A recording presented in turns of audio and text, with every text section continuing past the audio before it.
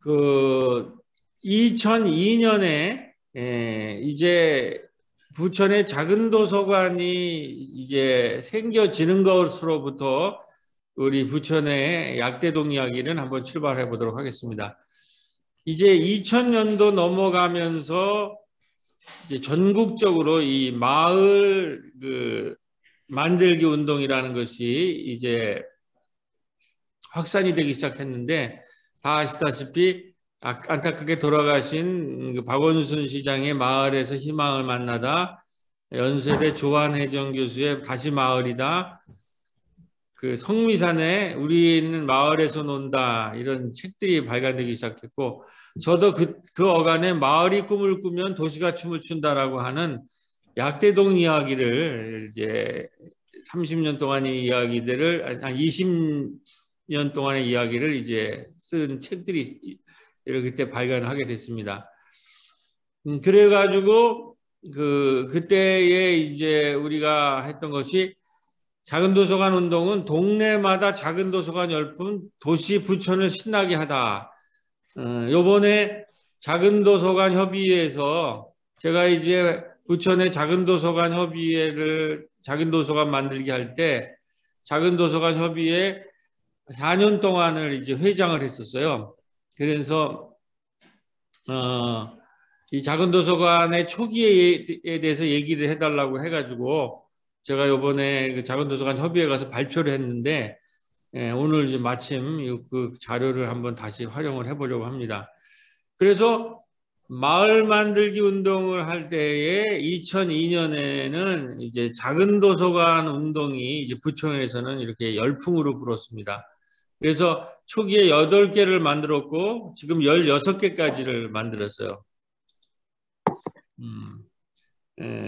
근데 이제 그 전에 이제 부천에는 지역 아동센터라는 것들이 또 만들어져서 그게 지금 60개가 있고 작은 도서관이 16개가 있으면서 이제 마을 만들기가 이제 본격화되는데, 2000년도 넘어서면서 특히 작은 도서관은 이제 상당히 마을 분들이 이제 열광을 했어요. 이게 정말 필요하다라고 생각을 해서 이제 이렇게 이제 2000년도가 시작이 돼서 이런 이제 강의도, 이거는 제가 일본에 가서 일본이 마을 만들기의 원조거든요. 이제 마치츠쿠리 운동이라고 해서 부천의 작은 도서관 운동이 일본 가와사키시랑 연결을 해가지고 작은 도서관 국제 세미나를 열었는데, 제가 그때 일본 마을 만들기의 한국 팀을 이제 함께 가서 제가 이제 강의했던 자료입니다.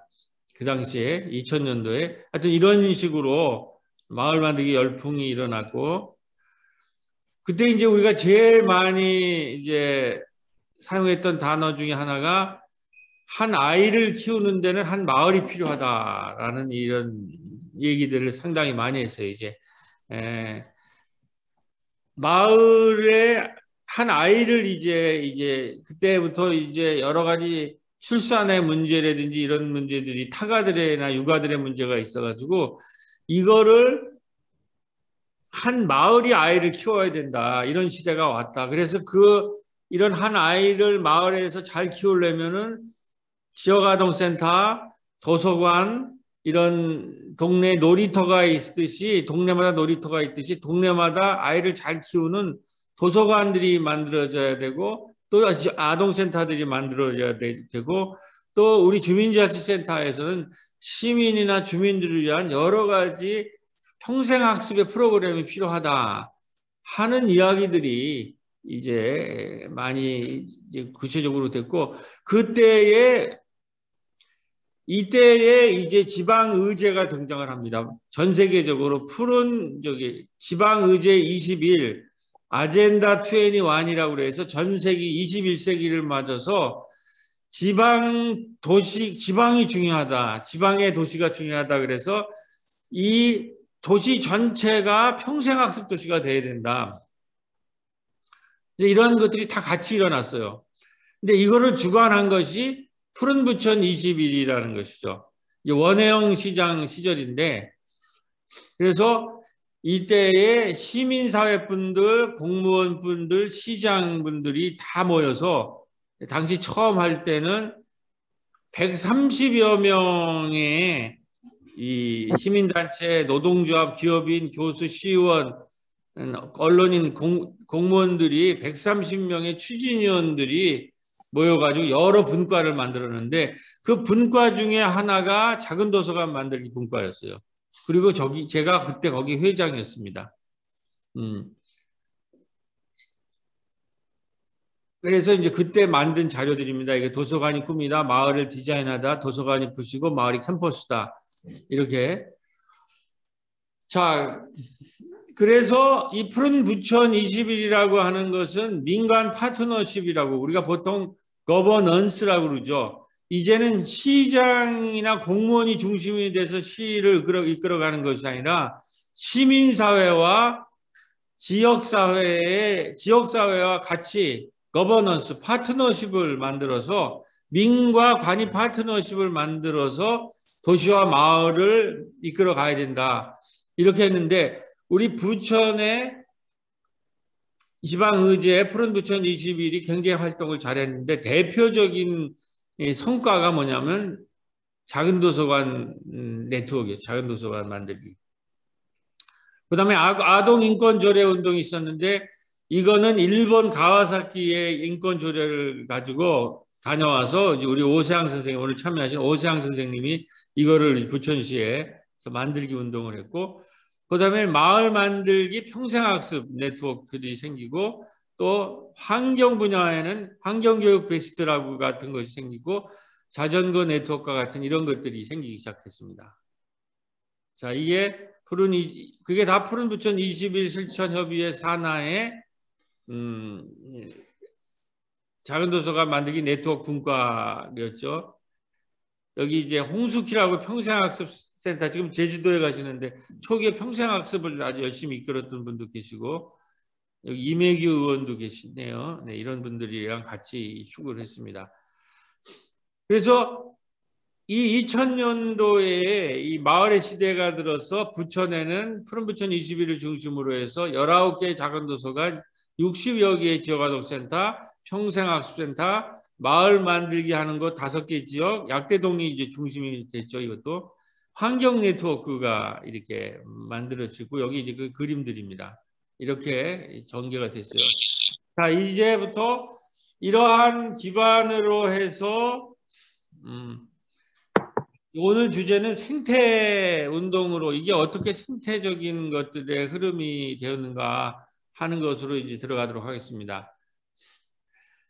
이게 이제 마을 만들기라는 푸른 부천 20일이라는 지방의제와 마을 만들기 흐름이 본격화되는 면에서 생태 운동은 조금 환경 네트워크 베스트 같은 거를 좀 늦게 시작을 했어요. 그런데 이제 이러한 환경적 관점이라고 이게 푸른 부천 20일인 건데 이렇게 자연, 에너지, 기후 이런 얘기들이 이제 2000년대 초반부터 나오기 시작했죠. 시민교육으로서.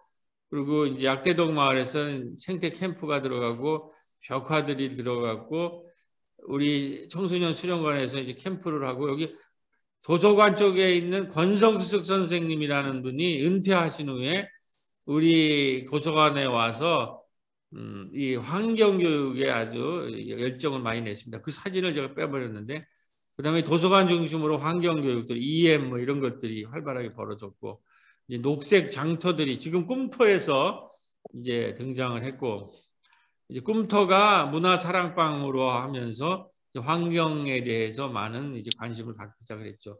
녹색 시장 이런 것들이 그 다음에 우리 이제 자전거로 네트워크화된 마을과 도시 이제 이런 것들이 이제 얘기가 나오기 시작을 했고, 자 여기에서 우리가 환경 생태 교육이라는 것들을 우리가 많이 지금 얘기하고 듣는데 여기서 중요한 우리가 좀 가져야 될 우리가 본격적으로 이제 환경 생태 교육의 세미나를 이제 시작하는 마당에서 우리 함께 나누고 싶은 얘기는 것은 우리는 환경이나 생태라고 하면은 보통 자연 환경만을 얘기를 합니다.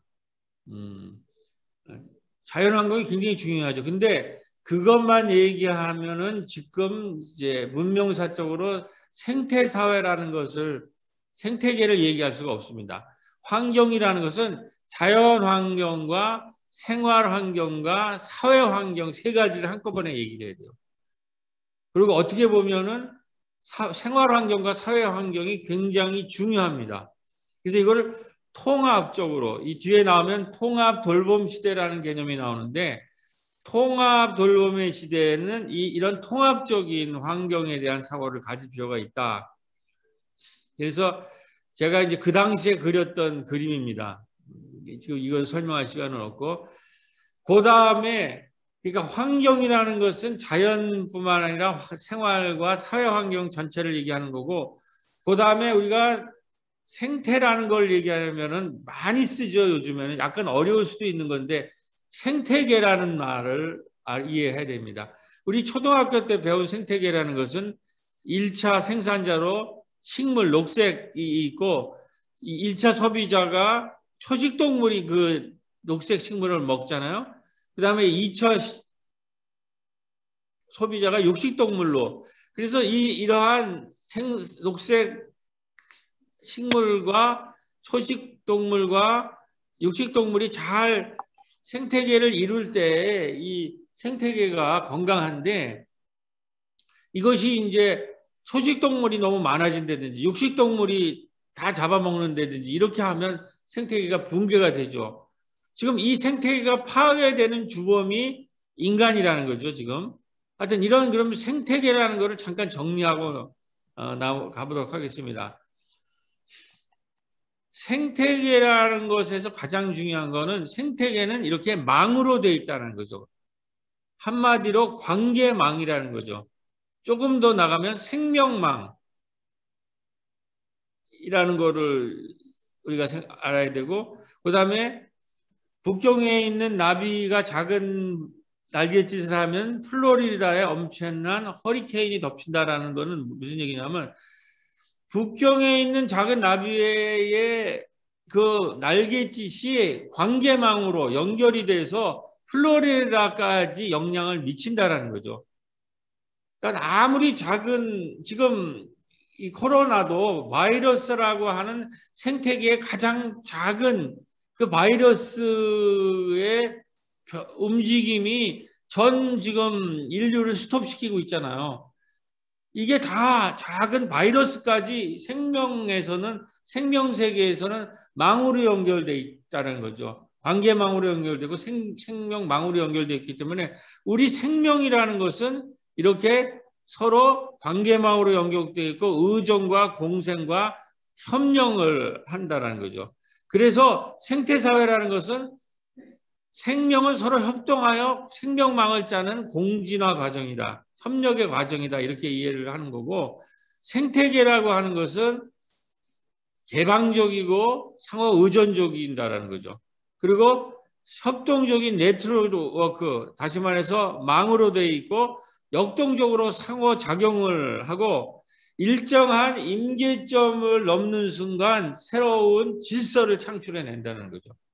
지금 산업 물질 문명이 붕괴되고 생태 문명이 등장하는 것은 산업 물질 문명이 임계점에 도달해서 이 생명들이 새로운 창조 활동을 하면서 생태 문명으로 넘어가고 있는 중이라는 거죠.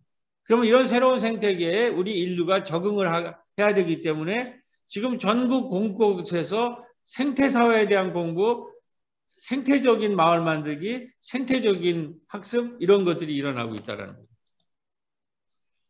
자, 그래서 여기서부터 그 다음 단계. 그러면 생태계라는 건 자연환경뿐만 아니라 우리 생활환경, 사회환경을 의미하는데 아이를 낳고 키우기 좋은 생활환경과 마을환경을 만드는 거예요. 이것도 생태계라는 거죠. 그래서 아이를 낳고 키우듯이 녹색 마을을 낳고 기르고 키우는 것. 이게 마을도 하나의 생태계라는 거죠. 그러니까 녹색 마을도 우리가 아이를 낳듯이 낳고 키우고 양육하는 거라는 거죠.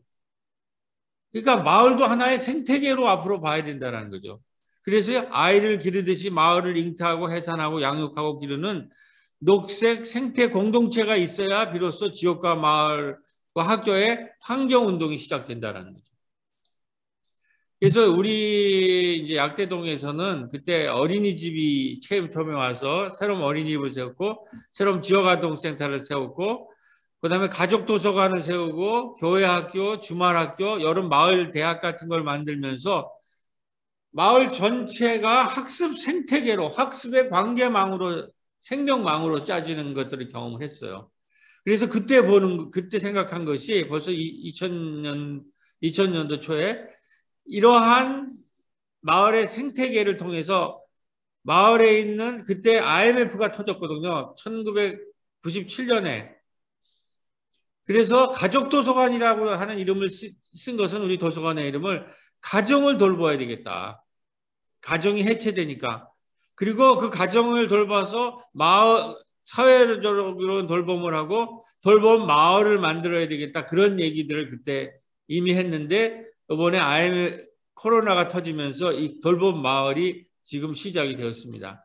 그리고 햇빛발전소도 만들었고 이제 이런 환경에서 푸른부천 21일의 지속가능 분과에서 환경교육 코디네이터 교육이 있었는데 그때 제가 이제 강의를 제가 가서 했었는데 그때 한 내용입니다.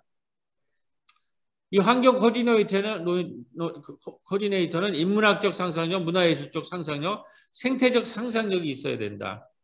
그러니까 우리 생태적 돌봄이라든지 생태 사회로 가려면 생태 공동체로 가려면 굉장히 중요한 것이 상상력인데 예를 들면 이런 거예요. 우리 사람들 중에 일자리 없는 사람을 실업자라고 부르고 쓸데없는 사람이라고 우리가 부르잖아요. 그러나 환경 생태적인 상상력을 가지면 이 사람들은 쓸데없는 사람들이 아니라 마을 환경 생태에서는 화폐가 없을 뿐 상당히 쓸모 있는 유용한 하나의 공동체 이론이 될 수 있다는 거죠. 그래서 나온 것들이 모든 사람이 다 쓸모가 있는 사람이다라고 해서 나온 것들이 바로 지역화폐나 타임뱅크예요. 그러니까 머니 캐피탈, 돈은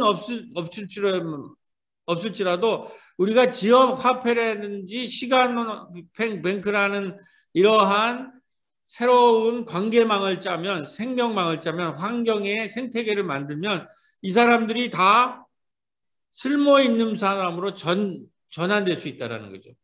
이게 환경 생태적 상상력이에요.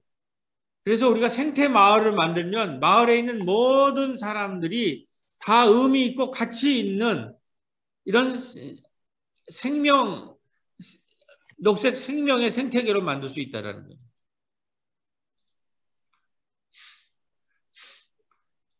그래서 녹색 환경 코디네이터라는 것은 이렇게 마을에 있는 여러 관계망을 짜서 마을에 있는 모든 생명을 살리는 일이다. 이런 얘기를 했는데 자, 이게 이제 대충 흘러온 얘기고 이러한 우리가 생태사회나 환경사회라는 것을 자연환경뿐만 아니라 자연환경의 생태계를 마을환경, 사회적 환경으로 적응시켜 나가면 어떤 일이 벌어지는가 그것이 2002년부터 출발해서 약대동 마을에 한 20여 년 정도 지금 딱 20년 됐죠. 하면서 마을을 새로운 생태계로 짜온 얘기를 지금부터 좀 말씀드리겠습니다. 그것이 학습 생태계, 복지 생태계, 문화 생태계라고 하는 이런 생태계로 약대동 마을을 우리가 2002년부터 짜기 시작했는데 그 얘기를 한번 출발해 보도록 하겠습니다. 처음에 약대동 학습 생태계를 만드는 과정입니다. 사실 이게 긴 얘기인데 지금 뭐 시간이 없기 때문에 짧게 하도록 하겠습니다. 약대동에 청소년 꿈의 학교가 만들어진 거죠. 이 마을 학교가. 우리는 학교라고 하는 것은 저 초등학교 같은 학교에서만 우리 약대 초등학교가 이를만 했는데 우리가 이렇게 학습 생태계라는 개념을 적용해 봤을 때 마을 학교가 탄생했고 꿈의 학교라는 경기도 교육청에서 이것을 학교로 인정해서 3천만 원이라는 예산을, 적지 않은 예산을 지원을 했어요. 그래서 여기에서는 이 마을 학교 껍텔지에서는 껍이 텔링 더 스토리도 있죠. 직업체험, 축제기획, 바리스타, 팟캐스트, 합창단 이런 활동을 했다는 거죠. 그리고 마을 전체를 배움터로 만들었어요. 우리 다 아시다시피 도서관에서 인문학 공부를 하고 여기 꿈터라는 아니 꿈터 협동조합 이 달토 협동조합에서 이렇게 공부를 하고 또 꿈터 같은 곳에서 공부를 하고 마을 전체에서 청소년, 어르신, 노인들 모든 사람이 공부하는 학습 생태계를 만들었죠. 마을 전체를 학습 생태계로 만든 거 이것을 뭐라고 하냐면 바로 평생학습이라고 하는 거죠. 그래서 평생학습의 가장 중요한 공간이 마을이다라고 하는 것을 입증을 해내서 이것을 가지고 뭐 제가 사실은 전국을 다니면서 강의를 한 경험을 갖고 있습니다. 그 다음에 2013년부터 2010년까지는 이제 달나라 터키 협동조합을 만들어서 복지 생태계를 만들었죠.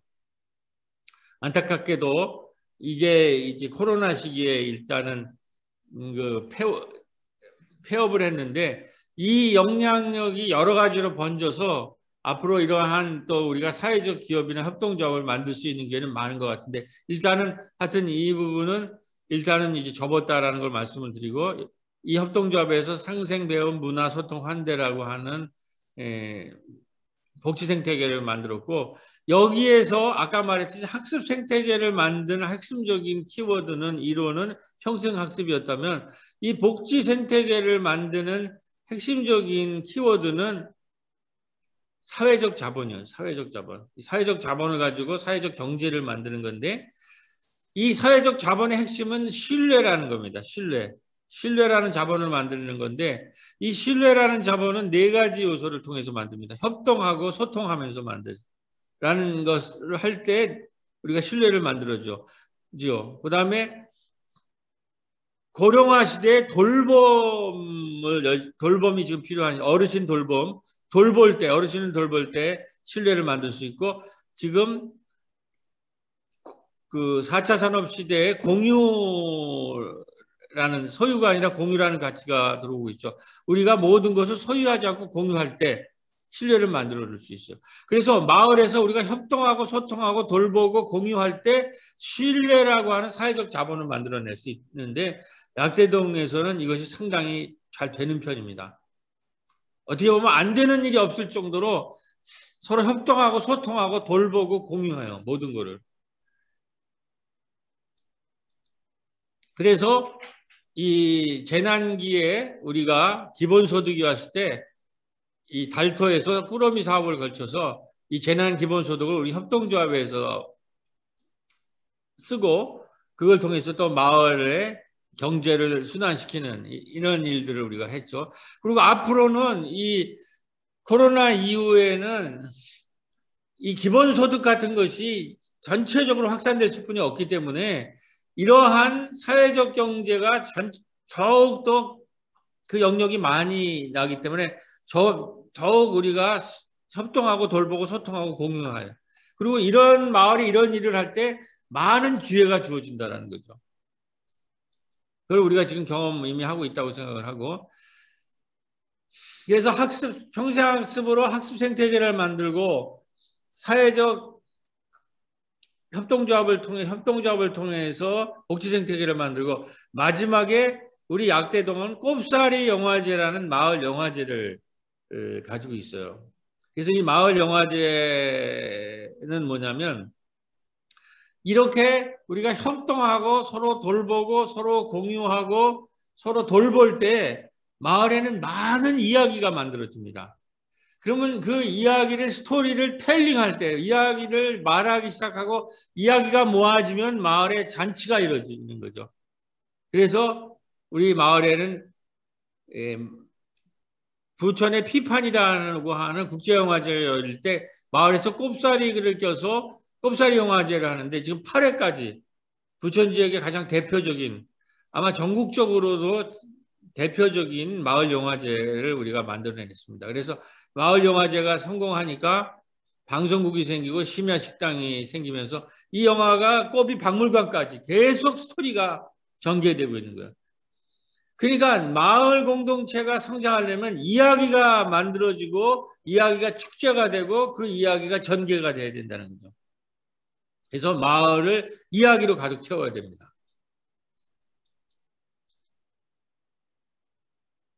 그래서 마을 학습 생태계, 복지 생태계, 문화 생태계, 제가 이제 약대동 새로운교회의 담임 목사이기 때문에 간혹 교회가 또 여기 많이 참여를 했기 때문에 교회가 이야기가 나와도 여러분들을 전도하려거나 이런 생각을 하는 게 아니라 마을을 이야기하기 때문에 하는 얘기라고 양해해 주시고 양해를 부탁드립니다. 그래서 이제 우리 또 교회 신앙공동체에서는 영적 생명망을 짜는 것으로 이제 마을 만들기를 그동안 해왔는데, 자, 이게 이제 오늘 얘기의 핵심입니다. 이렇게 해서 2019년까지 왔는데 2019년에 이제 코로나를 이제 우리가 만나게 되는 거죠. 그러면 우리 약대동 마을이 이러한 학습문화 복지 생태계의 영적 돌봄망을 가지고 이 코로나 재난기를 어떻게 맞이하는가? 이 코로나 재난기에 우리가 생각한 것은 돌봄 마을로 가야 된다. 건강 환경 생태계로 가야 된다. 그래서 마을을 돌보는 이제 마을로 가지 않으면 우리가 이 재난을 이겨낼 수 없다라고 하는 게 결론인데 그 이야기가 어떻게 전개되었는가를 말씀드리려고 하는데 지금 제가 몇 분 남은 정도 시간이 남았습니까? 네? 1시간이면 충분하네요. 네. 그 코로나를 맞이하기 이제 직전에 제가 이제 약대동 새로운교회에서 30년 사역을 마쳤는데 그때 이제 교회에서 안식년을 주셨습니다. 30년을 또 일을 했다고. 그래서 9개월 안식년을 주어서 제가 이제 그 교계에는 NCC라고 하는 협의회가 있어요. 거기에서 그 영국에 제가 이제 마을 운동에 관심이 많아서 영국의 발전된 마을과 발전된 사회적 기업의 사례가 있다. 그거를 견학하는 프로그램이 있어서 제가 거기에 신청을 해가지고 거기에 이제 다녀왔습니다. 저한테는 코로나 이후를 이렇게 디자인하는데 굉장히 큰 도움을 줬는데 영국에 그때 토트네스 전환마을을 이제 가서 보게 되었어요. 그 다음에 브롬리 마을보호 센터라고 하는 BBBC라고 하는 여기에는 그 토트네스 마을은 기존 마을을 생태 마을로 전환시키는 거예요. 그러니까 영국에서는 이미 이 기존 마을로는 미래를 맞이할 수 없다 그래서 전환 마을 운동이 본격적으로 일어나고 있었던 거예요. 그 다음에 브롬리 마을 보호 센터는 BBBC는 사회적 기업으로 마을 전체를 새로운 생태계로 만든 아까 말했듯이 사회적 자본과 사회적 경제를 통해서 우리가 보통 경험하고 있는 건 시장 경제만 갖고 있잖아요. 근데 시장 경제가 아니라 함께 사는 새로운 경제가 아니면 지금 이 산업 물질 문명에서 추락하고 생명을 잃어가는 사람을 구제할 길이 없다 그래서 강력하게 사회적 기업 운동이나 사회적 경제 운동이 이미 일어나고 있었던 거예요. 우리나라는 지금 사회적 기업이 5%도 안 되는데 영국이나 이런 선진국은 20, 30%가 돼요. 유럽에는. 그게 이제 협동조합 운동들이죠. 그래서 그걸 보러 가고 이제 브로드호프 공동체는 이건 종교 공동체고 이걸 이제 탐방을 하고 올 때쯤 기후위기가 드러나서 스웨덴의 17살 청소년이 그레타 툰베리가 몇십만 명을 이끌고 유럽에서 기후환경 시위를 벌이고 있어요. 제가 그 그레타 툰베리 그거를 보면서 마침 영국, 유럽을 이제 제가 탐방을 했기 때문에 부끄럽더라고요. 저 청소년이 이게 지구가 다 이제 멸망할 것 같아가지고 저렇게 자기들의 미래를 다 갉아먹으니까 어른들을 각성하라고 시위를 하는데 내가 이제 안식년 끝나고 돌아가서 약대동 마을에서 뭘 할까 생각을 하면서 제가 환경 생태 문제에 대해서 이게 뭐가 자꾸 환경 생태에 대해서 많이 새로 출발해야 되겠다고 그래서 안식년 끝나고 나서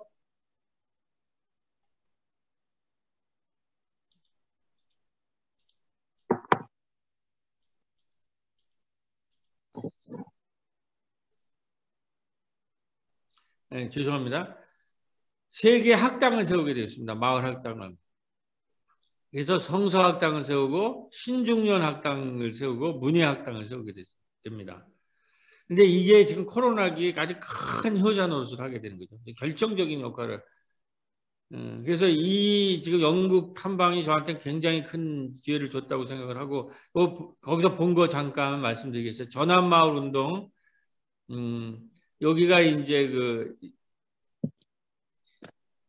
이분이 이제 토트네스에 있는 분이 그러니까 이거 전 세계적으로 유명한 마을이 돼가지고 마을 사람들이 전부 가이드를 해요. 우리 약대동 마을도 유명한 이제 환경 생태 마을이 되면 전 세계에서 오면 이분들이 가이드 해주고 이분들이 일종의 자기가 이제 거기서 직업처럼 활동을 하더라고요.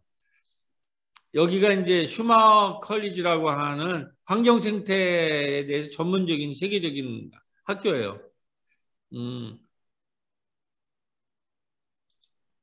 그리고 이게 이제 브롬니바우 처치라고 하는데 이분이 이 교회는 1984년에 한대 우리 새로운 교회가 1986년에 됐거든요. 앤드류 모슨 목사인데 영국은 지금 교회에 텅텅 비어있어요. 부임하니까는 노인 7명만 있는 거예요. 교회에. 그러니까 이 목사가 뭐라고 그랬냐면 이 교회의 전체를 마을에다가 오픈하자. 우리 이번에 새로운 교회가 이 일을 했죠.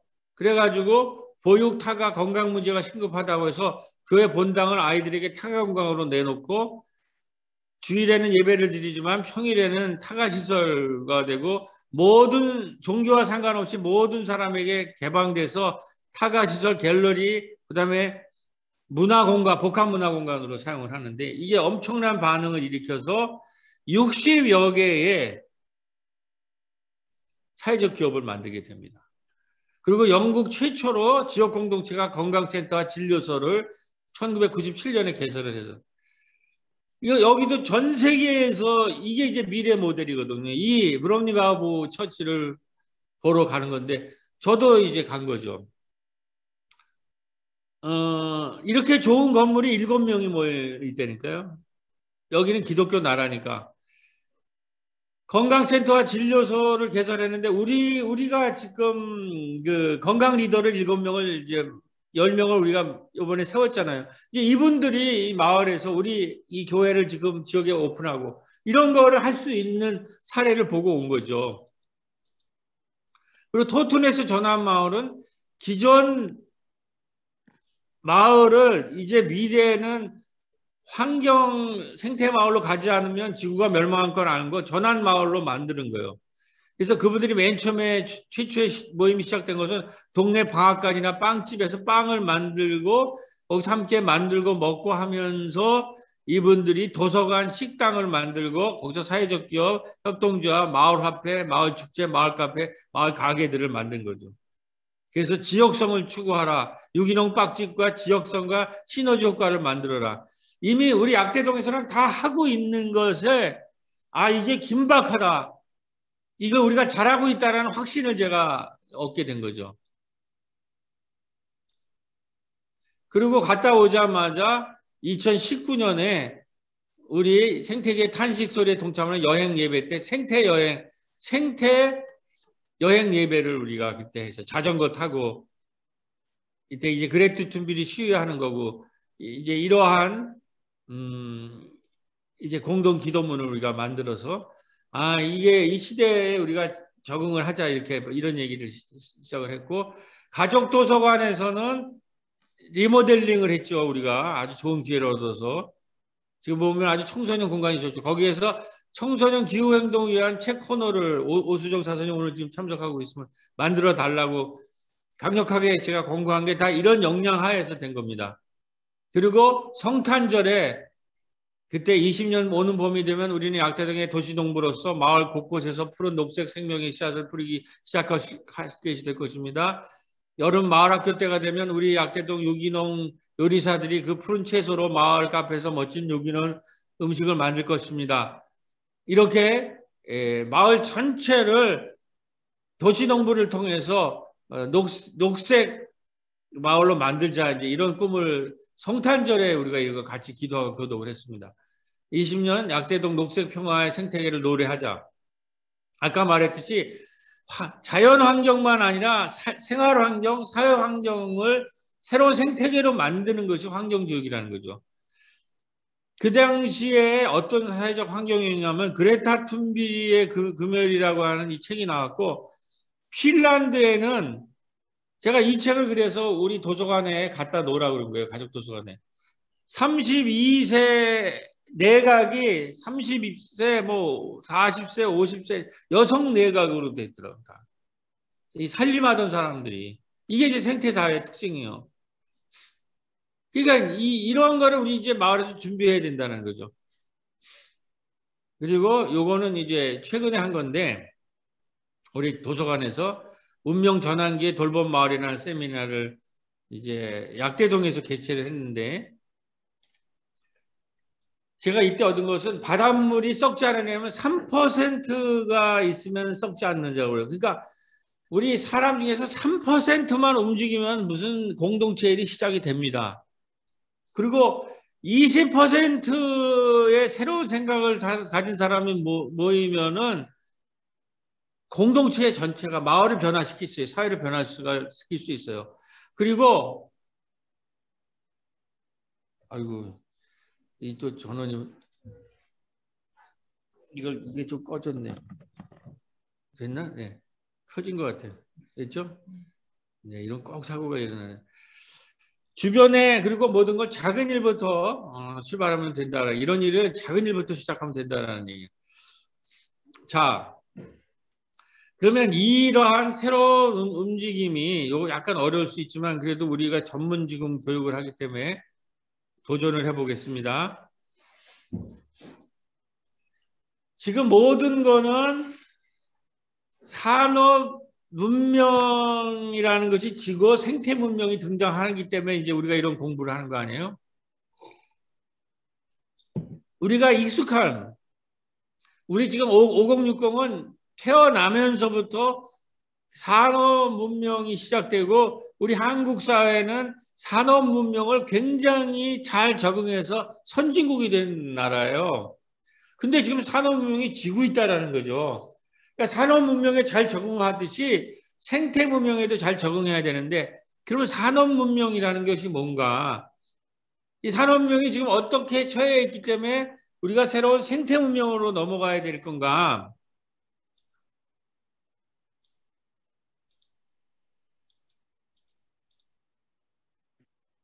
그 얘기를 잠깐 해보도록 하겠습니다.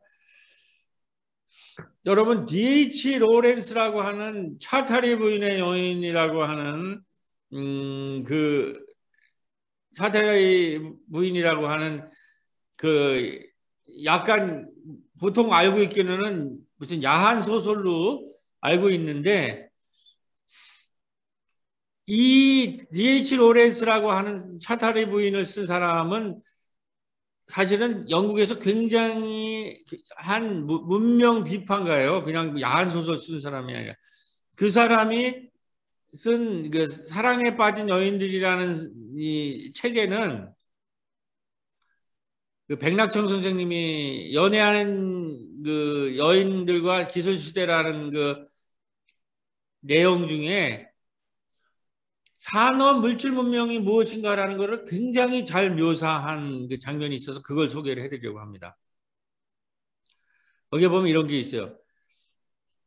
기계적 무한 반복을 통한 무한대의 생산적 반복, 이것이 바로 신적인 운동이었고 문자 그대로 기계에서 나온 신이었고 사람들은 이러한 무한대의 생산 반복, 그것에 따른 생산 의지에 감탄하고 급기야는 신적 종교적 만족감을 느끼게 되었다. 이 생산력은 그들의 제사장이었다.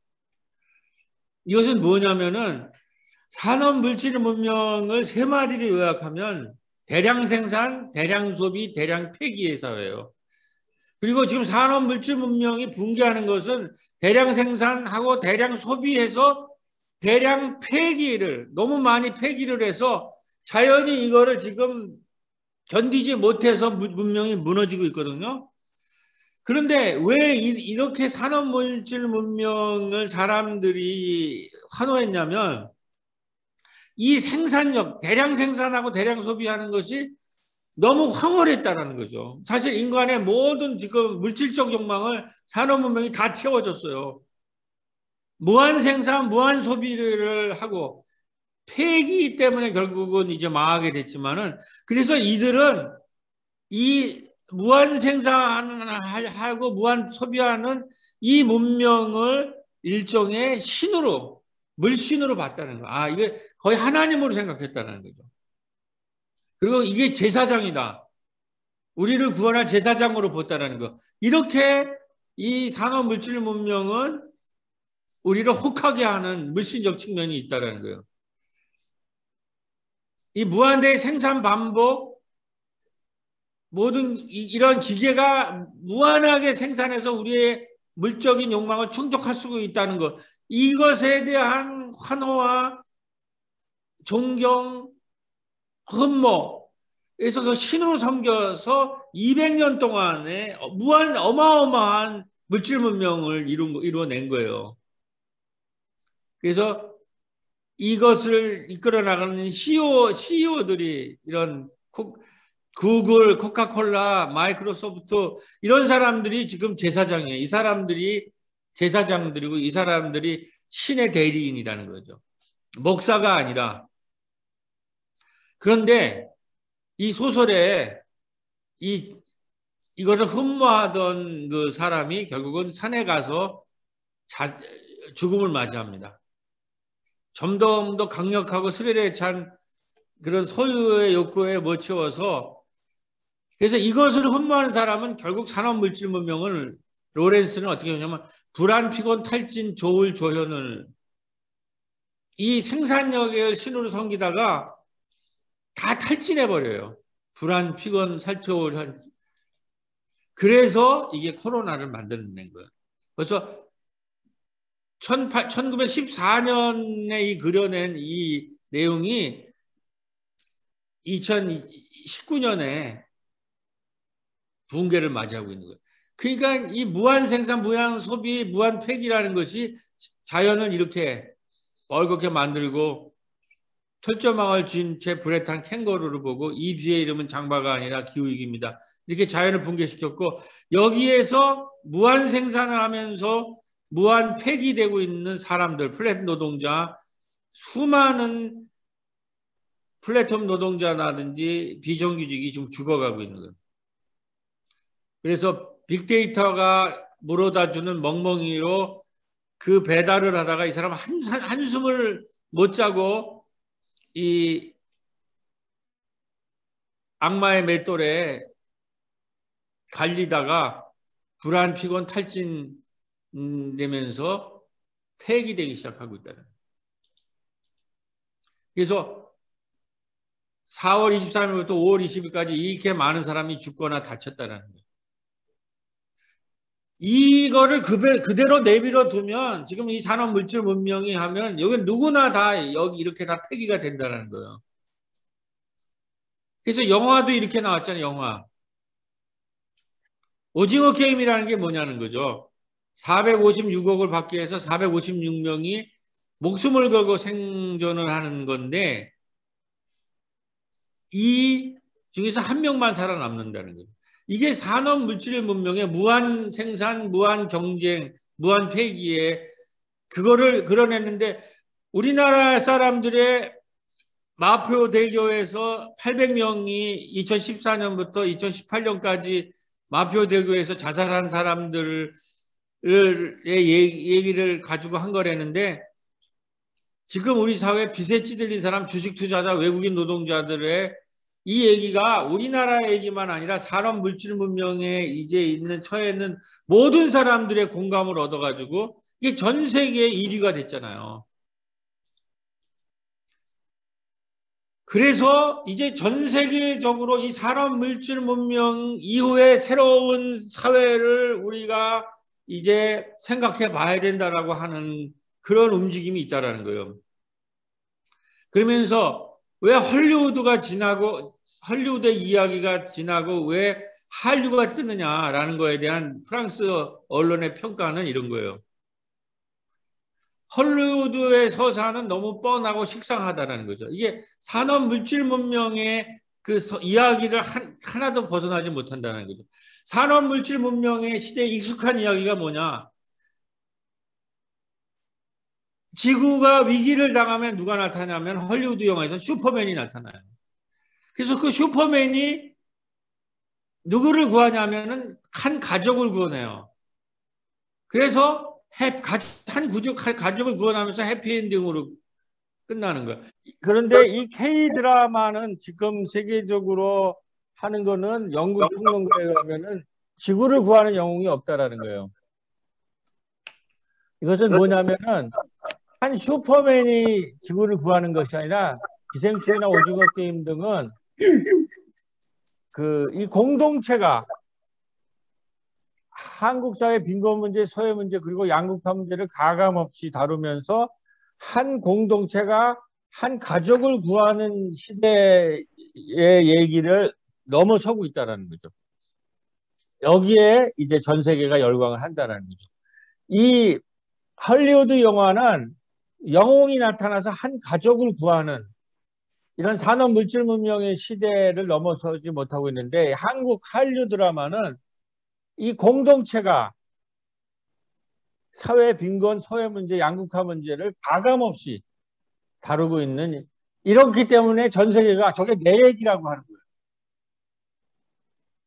그래서 제가 코로나기에 만난 분들을 보니까 이런 코로나기의 사회적 재난을 통한 양극화나 불평등을 통해서 불안, 피곤, 탈진, 조울증화돼서 이런 사람들이 불만과 혐오의 대상을 찾아 나서는, 그래서 분노 조절 장애인들이 대거 등장합니다.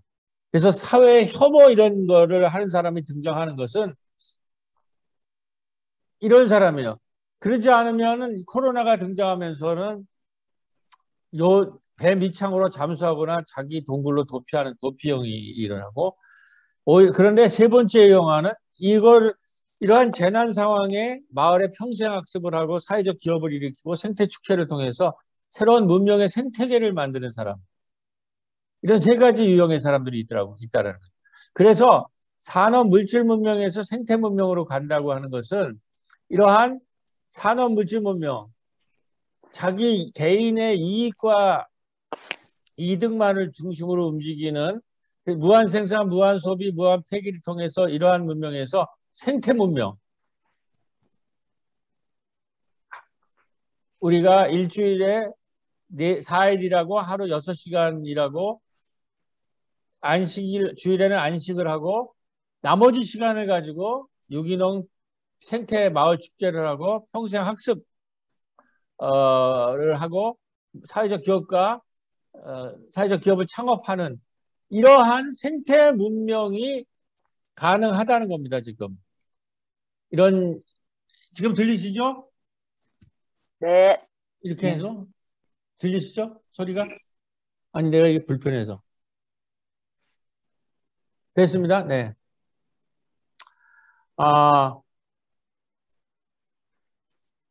자, 그래서 이러한 새로운 생태 사회를 가는데 필요한 것들을 우리 교육하는 분들이 책을 냈는데, 코로나 시대에 마을 교육 공동체 운동과 생태적 교육학이라는 책을 냈는데, 이분은 이렇게 얘기를 합니다.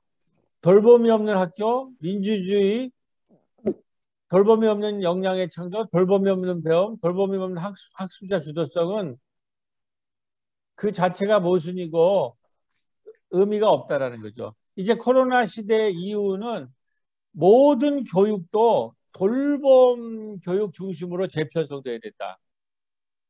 이런 얘기를 이제 교육학자들도 하고 있어요. 이제 그런 의미로 봤을 때 코로나 이후에 이 문명의 전환이 어떻게 돼야 되는 거냐. 이 문명 전환의 내용은 생태 문명이라고 하는 것은 인간의 개인과 자기 가족 중심의 그걸 소아라고 그러죠. 소아. 자기 중심의 작은 자, 개인과 가족 중심의 자, 소아에서 생태 문명으로 넘어간다는 것은 자기 개인과 가족을 넘어서서 마을, 생태, 자연계까지 나, 자연, 사회, 마을 공동체, 사회, 자연을 포괄하는 대하로 넘어가는 건데 대하로 넘어가는 것이 바로 이 문명의 전환기의 내용인데 그 길을 배울 곳은 마을밖에 없다는 거죠. 학교에서 이걸 배울 수 없다는 거죠. 그래서 지금 마을 교육 공동체 운동과 생태 교육하기로 모든 교육이 지금 재편되고 있다는 거죠. 그러니까 이렇게 문명을 인류가 전환시키지 못하면 인류는 붕괴될 위험에 지금 처해 있는 거예요.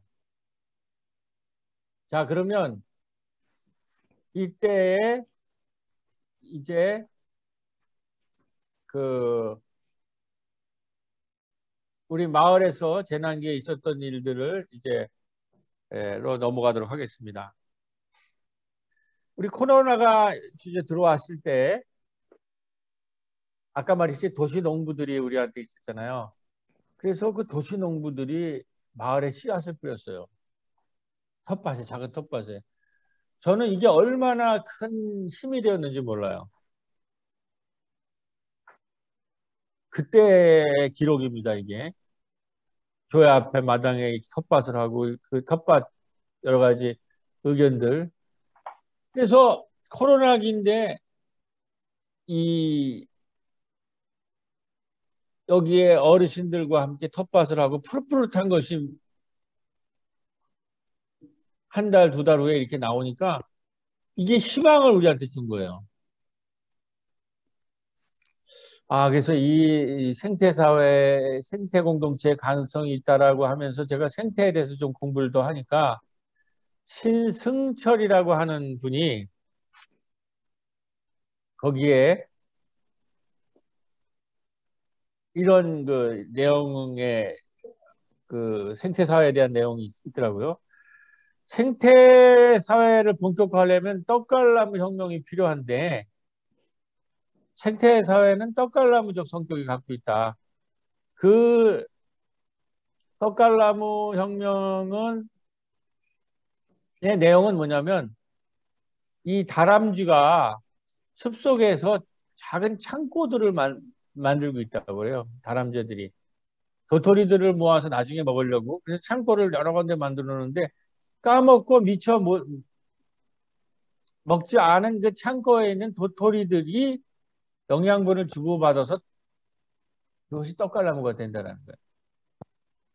그런데 그러니까 도토리가 떡갈나무가 되고 떡갈나무가 모여서 생태계를 만들어서 떡갈나무 숲을 만드는데 이것이 떡갈나무 생태계를 우리가 인류가 지금 마을이나 지역사회나 공동체에서 만들어야 된다는. 그러면 이것이 어떻게 응용이 되느냐? 우리 한 마을을 상정했을 때, 한 마을을 생태계로 봤을 때, 마을에 한 사람 한 사람이 녹색 도토리들이 돼야 된다는 거죠. 그래서 한 사람의 녹색 도토리가 어떤 사람은 여기 자전거를 타고, 어떤 사람은 여기 녹색 텃밭을 가지고, 어떤 사람들은 평생 학습을 일으키고, 어떤 사람들은 평생 학습을 하고, 어떤 사람은 생태 기업을 일으키고, 어떤 사람은 유기농 생태 축제를 하고 하는 이러한 마을의 한 그루의 나무와 풀과 숲과 강을 이루어지는 녹색 마을 생태계가 돼야 된다는. 그러니까 이 글을 읽고 마을에 있는 분을 부르기 시작했어요. 마을을 자세히 작은 도토리들 보니까 이번에 이제 강의에 참여할 우리 선희정 대표가 달성에서 마스크를 끼고 이 코로나기에 달성을 매달 꾸준하게 하고 있었어요. 이번에 또 그 동물복지를 할 이은주 선생을 어르신들을 모시고 어르신들이 갑갑하니까는 노래와 춤을 가리키고 우리 달터에서 그 어르신들과 함께 문화학습을 하고 계셨어요. 그리고 우리 고성희 선생을 중심으로는 기후위기에 대한 우리가 공부가 시작이 됐고, 그 다음에 자랑스러운 우리 도시농부, 우리 부녀회장 조민자 선생님, 신은수희 선생님, 김현자 센터장님, 이 도시농부들이 잠깐만 활발히 활동을 하면서 이분들이 나중에는 건강 리더로 전환을 하게 됩니다. 그래서 마을의 한 도토리들을 부르고 도토리들이 각자 녹색 도토리들이 떡갈나무 나무가 되고 떡갈나무 숲을 이루는 그런 녹색 생태계를 만들 가능성을 보게 된 거죠. 그래서 그 재난기 중에서도 우리가 이렇게 우리 마을 공동체 어떻게 살아야 될까 하는 단체에서 세미나가 있었고, 그 마을 회의들이 이렇게 열리기 시작했고, 그 다음에 그 조금 잠잠했을 때 50명 모아서 꼽사리 영화제를 개최할 수가 있었어요. 이게 바로 생태혁명이라는 거죠. 도토리들이 하나하나들이 자기들이 달성을 하고 협동조합에서 어르신들과 같은 꿈터에서 문화 모임들을 하고 그 다음에 기후 모임들을 하고 그런 소그룹들이 움직이다가 꼽사리 영화제 때 이 사람들이 다 모여서 마을의 녹색 생태계를 만드는 거예요. 그리고 이 꼽사리 영화제 때는 우리 또 이번에 건강 리더 총무로 활약하시는 이미선 이 선생이 여또 문화 예술 이 공연을 또 이렇게 해주셨어요. 그래서 마을음악회 달성은 코로나 우를 날렸고 꼽사리 영화제는 코로나 블루를 치유했다라고 제가 그때 제가 SNS로 마을 일들을 전부 취재해서 올린 거예요. 이게 다 그때 얘기예요. 지금 만든 게 아니라. 이렇게 제가 그 대목을 달았는데 결론이 뭐냐면 이 인물들을 다 코로나라는 재난기에 이 도토리들을 다 발견했었다는 거. 그리고 그 발견한 도토리들을 이 떡갈나무가 됐고 떡갈나무 꼽사리 영화제라는 숲을 생태계를 만들었다는 거죠. 녹색 생태계를. 그래서 봄에 씨 뿌리고 도시농부가 가꾸고 돌봐 끝내 추수를 했는데 이 추수의 결과가 꼬비 마을 박물관이에요. 여기 나오는 우리 부녀회장 배은옥 선생님이랑 다 여기 마을 소개를 하는 이런 기억 마을 여행을 하게 됐고 25명의 마을 리더들을 기록을 했습니다. 이제 마지막 작년 21년에 사건이 하나 터졌어요. 저출산으로 해서 우리 교회에 1, 2층을 쓰던 어린이집이 폐원을 하게 됐어요. 그래서 임중환 교수님을 모시고 우리가 어떻게 해야 될 건가, 어린이집이 이제 사라지는데.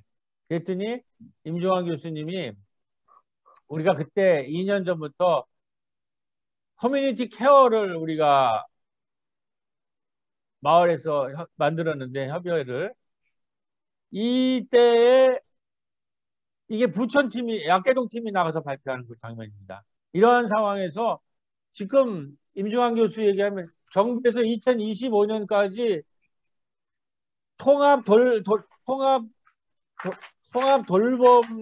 그 네트워크를 만들고 있다. 약대동은 돌봄 커뮤니티가 이런 경험도 있고 발달돼 있으니까는 돌봄 마을로 가면 좋겠다.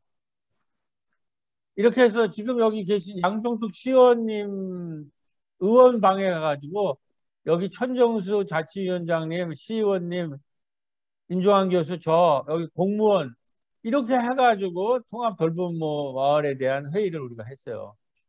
그리고 그때 제가 작성한 겁니다. 통합 돌봄 마을이라는 게 뭐냐? 우선은 우리가 가장 앞서 나가는 건 건강 커뮤니티 케어라고 하는 의사들이 중심이 되는 건강 리더들을 이제 훈련시키는 거죠. 이게 통합 돌봄이라는 건 건강적 돌봄만 아니라 통합이니까는 우리가 했던 문화적 돌봄이들이 이 마을에 있어요. 아까 그 재난기에 어르신들과 함께 문화 활동을 하는. 그 다음에 우리가 옥상에 도시농부를 하는 생태적 돌봄이들이 이미 있더라고요. 그래서 문화적 돌봄, 생태적 돌봄, 제일 우리가 일반적인 거는 뭡니까? 돌봄이라는 거는. 복지적 돌봄이죠. 복지적 돌봄과 건강적 돌봄에다가 문화예술적 돌봄, 생태적 돌봄까지 해서 통합 돌봄의 공동체를 만들고 1층은 어르신 돌봄 공간, 2층은 어르신 문화 돌봄 공간, 옥상은 생태적 돌봄 공간으로 만들자라고 한 5개월 동안 토론회 결론을 냈어요. 그렇게 냈고 우리 의사협이 부천 의료사협동조합이 전국에서 커뮤니티 케어를 제일 잘하는데 이유는 건강 리더 교육을 하고 계시더라고요. 그래서 그분들이랑 협력을 해서 우리 도시농부들이 건강 리더로 전환을 하려고 하는데 같이 할 수 있겠느냐. 그랬더니 이분들이 홍케이 같이 그럼 건강 리더 교육을 말해서 하자 그래가지고 건강 리더 교육을 성공적으로 우리가 끝냈습니다. 그리고 저희 교회에서는 이미 5년 전부터 고인들만 신방하는 게 아니라 마을을 신방하는 마을 신방을 했어요. 그래서 이번에 우리 총회 마을을 품고 세기생을 살리는 교회라는 이런 자료가 나왔는데 이 권사님 두 분이 이 책 이야기가 책에 실려가지고 식사를 하고 그때 마을 신방을 할 때에 우리 마을에서 만난 분들도 식사 대접을 하는데 여기 간호사님이 여기 그때 참여를 해서 오늘도 이 모임에 참여를 하게 되었습니다. 그러니까 이렇게 통합 돌봄 시대라고 하는 것은 이렇게 마을 전체 사람들이 녹색 도토리들이 될 가능성이 있다는 거죠. 그래서 우리가 지역 선교를 하고 그다음에 정보 기도로 기도를 하고 그다음에 마을을 신방을 하면서 영적 돌봄망을 짜는 이러한 것들이 이제 저희 교회 이제 마을 목회다, 마을 선교다 이렇게 저희들이 이 교계에는 이제 얘기를 하고 있습니다. 자, 이제 결론으로 다 가는데 이렇게 하면서 2021년에 이제 코로나가 됐을 경우에 우리가 건강 리더를 키우자. 마을에. 통합 돌봄 시대가 25년도에 오니까 이 재난기에 마을을 내 어르신들의 건강을 돌보는 건강 리더를 키우자 해서 보고라고 그날 봄에 했는데 이게 그대로 실현됐습니다. 원래 도시농부들은 이렇게 생태적 도시농부를 하고 생태적 돌봄을 했는데 이 도시농부가 전부 건강 리더의 교육에 참여하게 됩니다. 한 10분 정도. 여기 지금 우리 총무님, 이미선 총무님이 이걸 다 하나씩 8강을 기록을 했던 거예요, 이렇게. 끝나면, 그날 뭐, 이원돈 목사님 10강, 그때도 제가 1강을 했거든요. 이 4강의 기록이 있고, 이 9강, 마지막 워크숍이 아주 멋졌어요. 이렇게 해가지고 건강 리더로 9강을 수료를 했고, 그 다음에 우리가 마을박물관이 생겼지 않습니까? 2019년에 그 추수로. 그러니까 박물관이 생기니까는 박물관과 가장 친한 게 도서관이잖아요. 그 다음에 우리가 문예학당이 마을에 있잖아요. 그래서 이 박물관, 도서관, 문예학당을 연결해서 문화적 돌봄 캠프 마당을 만들어가지고 이름을 박물관, 도서관, 학당을 연결해서 박도예학이라고 이름을 줘서 이런 모임을 했어요. 여기서 박도의 약대동 박물관 도서관 문예학당 문화 리더 육성을 했는데 여기가 박물관이고 여기가 도서관이고 여기가 협동조합 발표고 여기 공부하는 지금 장면입니다. 이 약대동 문화예술팀은 이렇게 그 전부터 이렇게 문화예술 저기 선희정, 이은주 선생님 중심으로 이렇게 마을에서 활동을 하고 있고 예술이야라는 팀들이 이렇게 마을에서 활동을 하고 있었어요. 이것이 문예학당으로 뭉쳐져서 우리 선희정 선생님이 대표를 하고 문예활동만 아니라 기후활동을 하고 이 공부하면서 이제 이게 마을에 우리가 문화 리더 강사로 나서자. 그때까지만 상상이었죠. 근데 요번에 환경 리더 하면서 두 분이 지금 강사로 지금 요번에 나섭니다. 원래는 본인들은 이제 전문가들 산림 쪽에 있는 이제 저 말고 이제 앞으로 4강은 이제 기독교 환경센터에는 전문가들이 오시는데 그분 얘기를 듣고 본인들은 나중에 하겠다 그랬는데 우리 산림센터의 유미호 센터장님이 강력하게 마을 사람들이 마을형 교육이기 때문에 참여하라고 그래가지고 강의를 지금 하기로 했습니다. 앞으로는 평생학습 시대에 이 마을 사람들이 이제 강사가 될 수 있다라는 걸 우리가 보여주려는 거죠. 그리고 마을 곳곳에서 산업 물질 문명을 넘는 생태 문명으로 이제 탐색을 하는데 건강리더 동네 부뚜막 얘기 잠깐 하면 이렇게 마을에서 동네 부뚜막 재난이 오니까 밥 못 먹는 사람들이 있잖아요. 1인 가구들을 위한 이런 것들이 있었고 거기서도 환경 생태 교육을 그때 하기로 했고 거기가 이제 그 졸업 동영상을 만들었는데 우리 동네 부뚜막 김현자 대표님이 이렇게 얘기한 거예요. 1인 가구가 혼자 밥 먹어야 하는 것은 건강에도 그렇고 인생을 살아가는데도 즐겁지 않아 보였는데 이렇게 경기도에서 지원이 되어서 이 사업을 시작하게 됐다. 앞으로도 마을 활동 공간에서 계속 만나면서 끈끈하게 활동을 계속 이어갔으면 좋겠다. 그리고 우리 지금 이 마을 건강 리더에는 약수동 마을에 전 회장님이 3분이나 참여하고 계세요. 오늘 여기에는 2분이 참여하시는데 여기 공미란 선생님은 전 회장님은 내가 스스로 마을에 나서지 않으면 아무도 나를 불러주지 않습니다. 내가 이 동네 구성원의 한 명인데 이 동네에서는 어떤 것이 있을까 관심을 가지고 들어왔으면 좋겠다. 이런 육성이 나오는 겁니다. 이런 육성. 이게 육성이에요. 마을 사람들의. 그리고 청소년들 원래는 심야 식당이라고 부천 체육관에서 했는데 이것이 코로나 시기에 더 발전을 했어요. 집으로 도시락을 만들어서 배달하는데 여기에는 우리 조민자 또 지금 현 약대동 주민자치 약대동 분효회장님이 참여하고 있습니다. 자, 이게 결론입니다. 자, 이제 그러면 코로나 이전의 낡은 산업 문명에서 탈출해서 우리가 지금 봤지 않습니까? 학습 생태계, 문화 생태계, 복지 생태계, 그다음에 돌봄 마을을 어떻게 만드느냐. 이것이 뭘 의미하는 걸 요약하면 산업 물질 문명은 지금 어떤 상황이냐면 우울, 불안, 고립, 분노, 중독의 낡은 산업 물질을 일으켜 냈어요. 그래서 자연을 죽이고 사람을 죽이는 그래서 코로나를 일으킨 거예요. 여기서 탈출해서 생태 문명으로 다르게 살아야 됩니다. 우리는 다르게 살기로 했다. 새로운 문명이 오고 있습니다. 여기서 중요한 거는 가짜 뉴스를 퇴치해야 돼요. 근데 가짜 뉴스의 핵심이 뭐냐면 무한 경쟁, 무한 생산, 무한 소비, 무한 폐기를 통한 무한 경쟁, 승자 독식이라는 것이 산업사회의 논리인데 그것이 가짜 뉴스라는 거죠.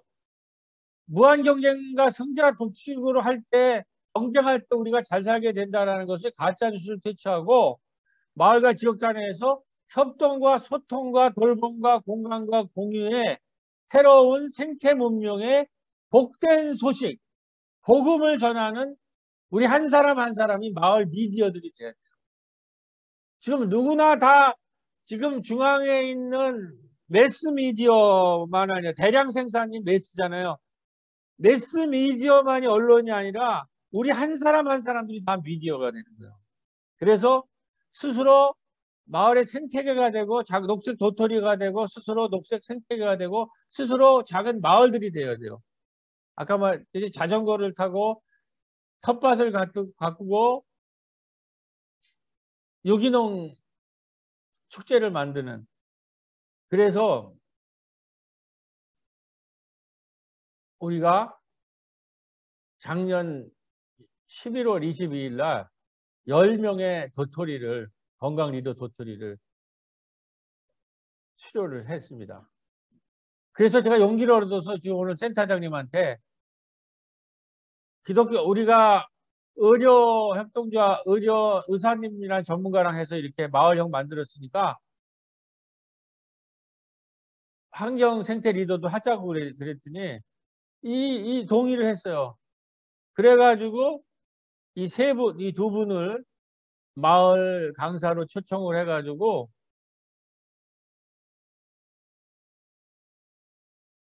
했는데, 지난번 회의 때 한 거는 여기 이제 선 대표가 쓰신 말입니다. 2022년 준비하고 나갈 방향에 관한 의견을 나누는데 건강 환경 리더에 이어 문화 리더도 이어갔으면 좋겠다는 의견과 마을 안에 계시는 문화예술인에 대한 태도와 생각의 변화를 일으켜 나가고 마을 문화 공간에서 마을 예술인들이 마음껏 활동할 수 있었으면 좋겠다.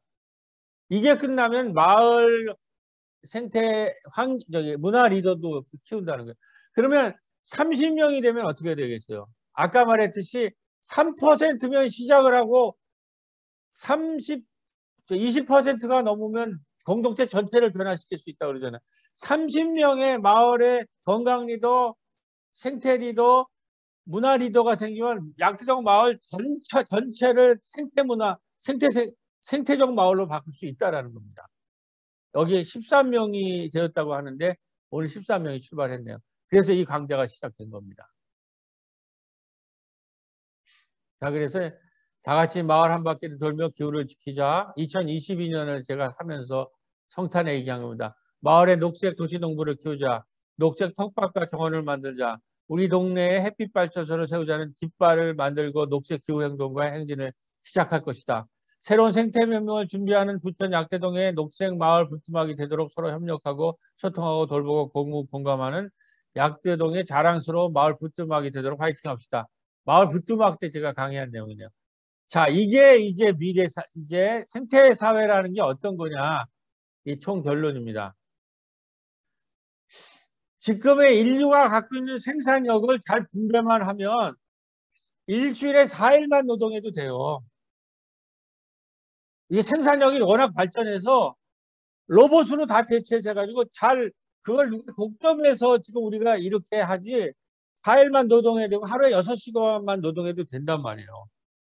그러면 나머지 시간으로 이 로봇이 하고 우리가 잘 그거를 분배하면 나머지 시간이 생기잖아요. 그러면 그 나머지 시간에 마을 사람들이 평생학습 공부를 한다는 거죠. 우리 지금 약대동 마을에서 약대동 마을 학교가 지금 마을 대학을 만들려고 하고 있습니다. 그리고 50만 원을 냈어요. 지금 부천에 5곳이 마을 대학을 만들어서 평생학습을 하고 나머지 시간에 청년들은 사회적 기업을 창업합니다. 마을 기업과 사회적 기업을 창업합니다. 그 시간에 시간이 남기 때문에. 그 다음에 아이들과 여성들은 유기농 마을 축제를 하는 거예요. 기독교에서는 안식일이라는 게 있잖아요. 저는 안식일도 써봤어요. 그러면 이 나머지 시간은 일주일에 하루는 안식을 하는 거죠. 노동해서 쉬고. 그때 이제 기독교인들은 예배를 드리는 거예요. 이게 생태 문명이라는 거예요. 돌봄 마을과 생태 문명. 네. 자, 지금 시간이 다 있기 때문에 작은 도서관 협의회에 가서 제가 한 얘기인데 지금 문명의 핵심은 이런 생태적 돌봄 마을과 디지털 온라인으로의 전환입니다. 우리가 지금 온라인 수업을 할 수 있는 거. 그래서 도서관들은 부천에 있는 작은 도서관 연합회에 가서 16개가 있는데 우리 작은 도서관들은 마을 문화예술 도서관 온라인 디지털 도서관으로 바뀌고 박물관과 도서관을 묶어가지고 문화예술 디지털 도서관으로 바뀌었으면 좋겠다 이런 얘기를 제가 하고 있었습니다. 그리고 이런 상태에 여기 우리 약대동은 양정숙 시의원님과 함께 친환경 먹거리를 발의해가지고 이걸 시의회에서 통과를 시켰습니다. 그리고 우리 공간은 약대동 공간은 지금 이렇게 1층은 어르신 공간, 2층은 청소년 공간, 옥상은 생태 공간으로 해서 만들었고 오늘 여기에서 지금 제가 강의를 하는 겁니다. 이 공간에서. 꼽사리 영화일 때 개소식을 꼽사리 영화제와 같이 했습니다. 지금 다 제가 시간이 됐나요? 네, 그러면 요것만 읽고 제가 마치도록 하겠습니다. 이 공간이 어떻게 됐는가? 약대동 마을 공동체 문화 형성을 위해 2013년에 개최한 꼽사리 영화제가 9회를 맞이하였습니다. 또한 주민들의 힘으로 마을 공동체 공유 공간이자 아동 청소년 여성 이주민 어르신 돌봄센터인 약대마을 역사문화공간 세대공간을 개소합니다. 코로나19로 인해 어려운 여건이나 자리를 오셔서 약대동의 건강한 마을 활동에 많은 격려를 부탁드립니다. 자, 이러한 생태문명으로 돌봄마을과 생태문명으로 가는 길이 가능하다라는 그런 말씀을 전하면서 제 말씀을 마치도록 하겠습니다. 감사합니다.